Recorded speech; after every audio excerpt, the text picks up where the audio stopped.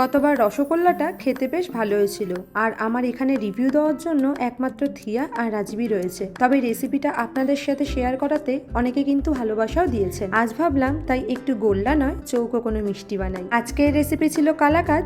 আমি ছানাটা বানিয়েই রেখেছিলাম আগে থেকে, আর এখানে আমি নিয়েছিলাম 3.5 লিটার দুধের ছানা।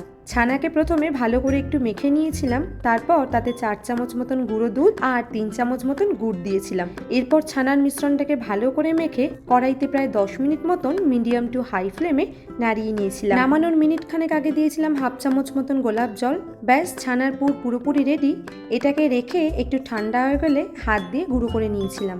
অন্যদিকে নিয়ে নিয়েছিলাম 500 ml দুধ। দুধটাকে ভালো করে জাল দিয়ে অর্ধেক করে নিয়েছিলাম, তারপর তাতে দিয়েছিলাম গুঁড়ো দুধ, তার সাথে গুঁড়ো করে রাখা ছানার পুরটা। এবার অনবরত মিশ্রণটাকে নাড়াতে হবে যতক্ষণ না দুধটা তার মধ্যে শুকিয়ে যায়, আর রান্নাটা কিন্তু পুরো মিডিয়াম টু হাই ফ্লেমে করতে হবে। তারপর দিয়েছিলাম একটু এলাচের গুঁড়ো আর 1 চামচ মতন চিনি, কারণ আগেই গুড় আর গুঁড়ো দুধ দেওয়া ছিল। ব্যাস, কন্টিনিউ নাড়াতে নাড়াতে যখন দেখবো এরকম কড়াই থেকে উঠে আসছে, তখন কিন্তু নামিয়ে নিতে হবে।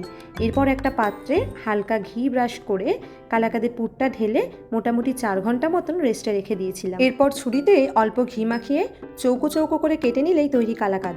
বাড়িতে একটু কষ্ট হয় ঠিকই, কিন্তু বানিয়ে খেতে বেশ ভালো লাগে। আপনারা একবার ট্রাই করতেই পারেন। আর ভিডিওটা ভালো লাগলে অবশ্যই লাইক, কমেন্ট, শেয়ার করে দেবেন। টাটা।